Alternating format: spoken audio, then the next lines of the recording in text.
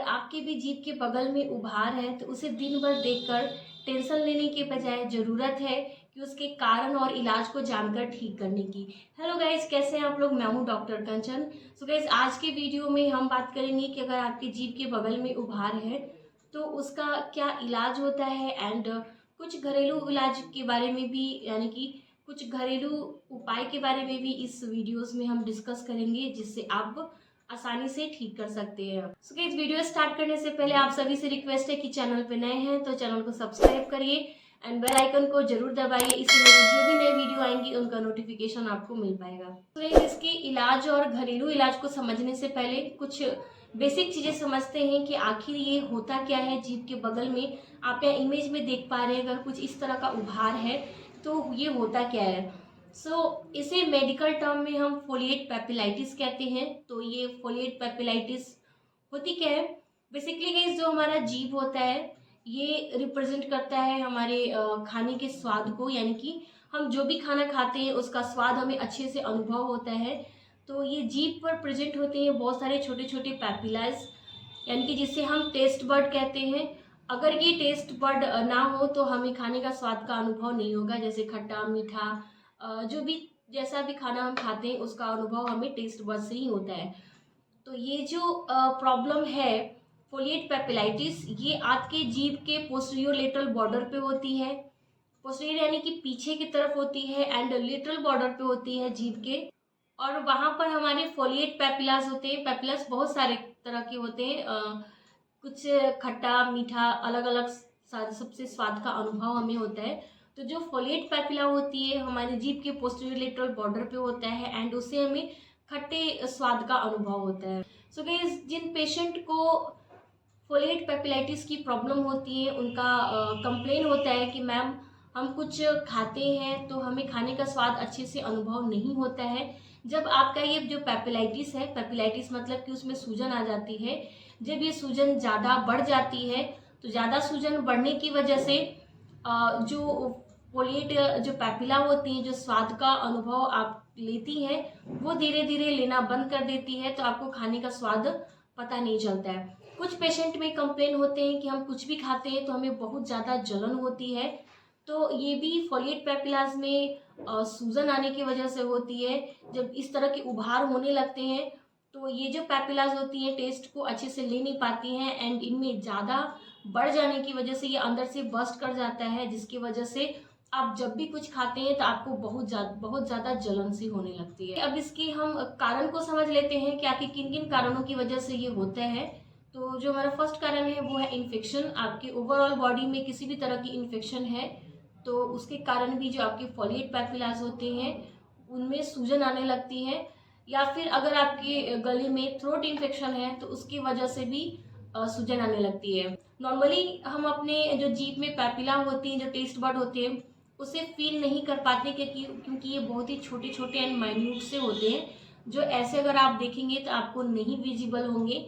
लेकिन जब इनमें सूजन आ जाती है तो ये उभरने लगते हैं, आपको जीभ पर उभरा हुआ सा दिखता है, तो आपको महसूस होता है, कुछ अजीब सा महसूस होता है कि हमारे जीभ पे कुछ उभार सा हो गया, कुछ अजीब सा हो गया है, तो आप इसे नोटिस कर पाते हैं। नेक्स्ट होता है गाइस, अगर आपकी कोई शार्प टूथ है, जैसे कि मैंने अभी आपको बताया कि जो हमारा फोलिएट पेपिला होता है ये पोस्टीरियर लेटरल बॉर्डर पे होता है जीभ के, यानी कि पीछे की तरफ होता है।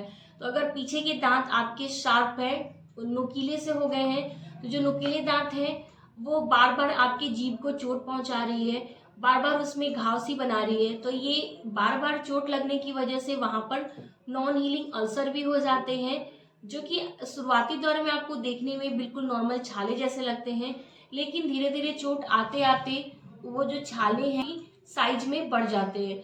तो ये भी कारण हो सकता है कि अगर आपके दांत से बार बार वहां जीभ पर चोट आ रही है तो उस कारण से भी आपके जो फोलिएट पेपिलास होते हैं वहां पर फोलिएट पेपिलास होती हैं, तो उनमें चोट आने की वजह से सूजन आ जाती है। नेक्स्ट होता है गाइस कि न्यूट्रिशनल डिफिशियंसी की वजह से, जिन लोगों में न्यूट्रिशनल डिफिशियंसी होती है खास करके विटामिन B12 की, फोलिएट पेपिलास में सूजन आ जाता है, इन्फ्लेमेशन आ जाती है। नेक्स्ट होता है गाइस कि वैसे पेशेंट जिनमें बैड हैबिट्स होती है, स्मोकिंग, टोबैको च्यूइंग, पान मसाला, अल्कोहल जैसी चीज़ों को कंज्यूम करते हैं, तो उनमें ये प्रॉब्लम्स आती हैं, क्योंकि ये जो प्रोडक्ट होते हैं जो आप लेते हैं इनमें काफ़ी हेवी मात्रा में ऐसे केमिकल्स होते हैं कि जो कि हमारे हेल्थ के लिए इंजीरियस होते हैं, नुकसानदेह होते हैं। निकोटीन इसमें खास करके बहुत ज़्यादा मात्रा में होती है। तो ये सारे जो केमिकल्स होते हैं, हमारे जो पैपिलास होते हैं, उन्हें इरिटेट करती है एंड जिसके कारण हमारे पैपिलास होती हैं उनमें परेशानी आ जाती है, सूजन सी आ जाती है। आपने अक्सर सुना होगा कि जो लोग बहुत ज़्यादा मात्रा में अल्कोहल, टोबैको च्युइंग वगैरह करते हैं, या तो वो कहते हैं कि हमें खाने का स्वाद प्रॉपर अच्छे तरीके से नहीं आता है, या फिर जब वो खाना खाते हैं तो उन्हें बहुत ज़्यादा जलन होती है, वो प्रॉपर तरीके से खाना को खा नहीं पाते हैं। तो जो हमारे पैपिलाज होती हैं उनमें डिस्टर्बेंस आने की वजह से इस तरह की प्रॉब्लम्स होती हैं। तो चलिए अब इसका हम इलाज जानते हैं कि डॉक्टर क्या इलाज देते हैं एंड उसके बाद हम इसके घरेलू इलाज के बारे में जानेंगे। तो गाइज जो डॉक्टर आपका जो ये ट्रीटमेंट देते हैं, फर्स्ट ऑफ ऑल अच्छे से चेक करते हैं कि आपकी ये जो प्रॉब्लम है, ये सूजन है, किस कारण से है। जैसे कि मैंने अगर बताया कि आपको बॉडी में किसी भी तरह की इन्फेक्शन है या फिर थ्रोट इन्फेक्शन है, तो उस इन्फेक्शन के अकॉर्डिंग आपको ट्रीटमेंट दी जाती है।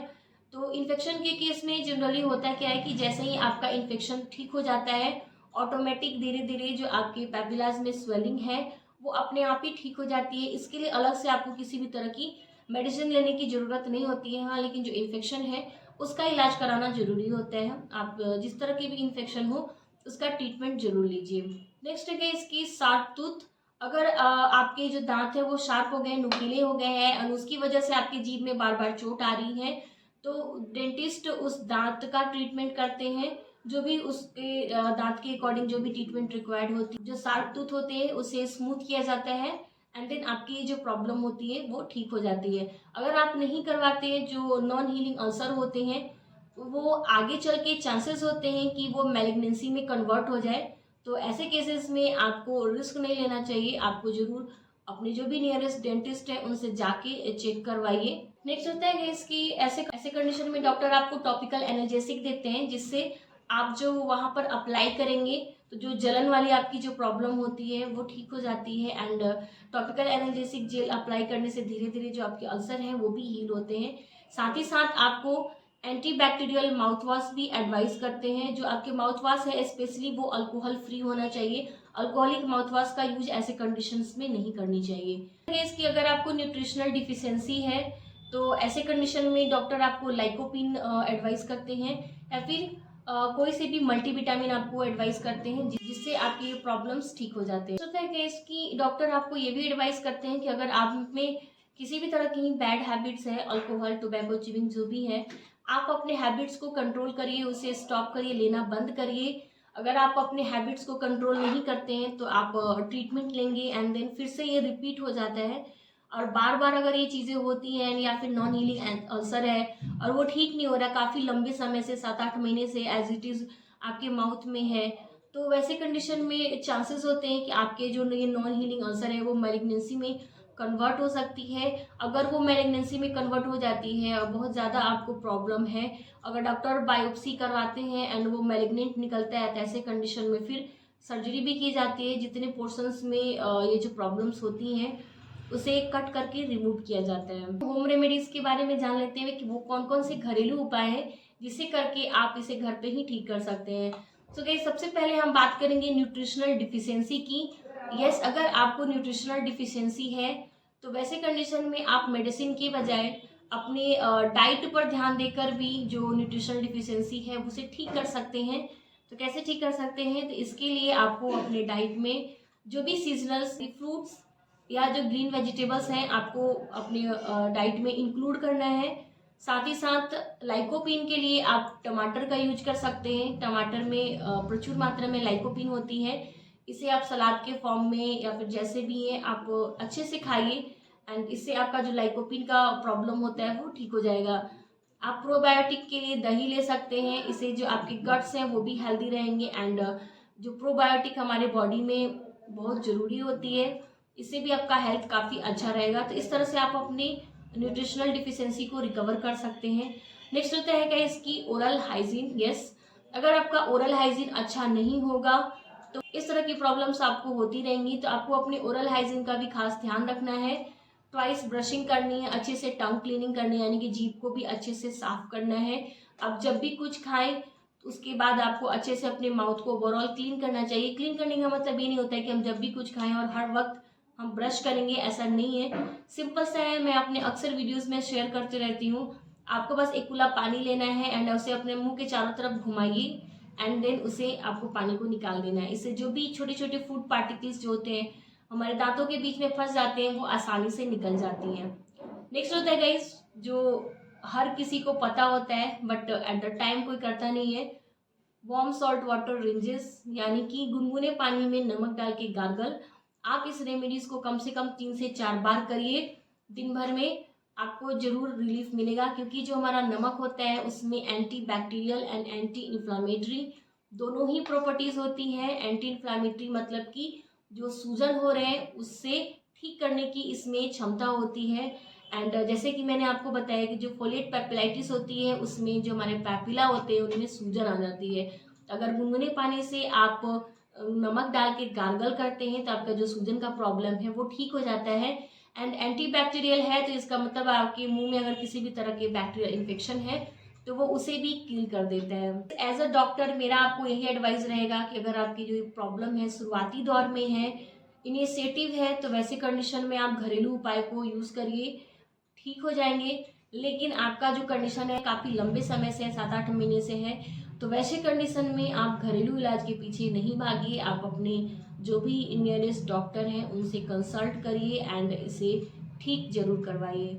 सो गाइस, ये थे आज की वीडियो। आई होप कि आपके लिए हेल्पफुल रहा होगा। यस, डेफिनेटली लाइक कीजिए, चैनल को सब्सक्राइब करिए, अपने फैमिली फ्रेंड्स में भी जरूर शेयर करिए ताकि उन्हें भी हेल्प मिल सके। अगर आपके कोई क्वेश्चन हो तो आप मुझे कमेंट सेक्शन में बेशक पूछ सकते हैं। ऊपर दिए गए कॉन्टैक्ट नंबर पे आप मुझे कॉन्टैक्ट करके अपना ट्रीटमेंट भी ले सकते हैं। सो गाइस, तब तक के लिए be healthy and be happy.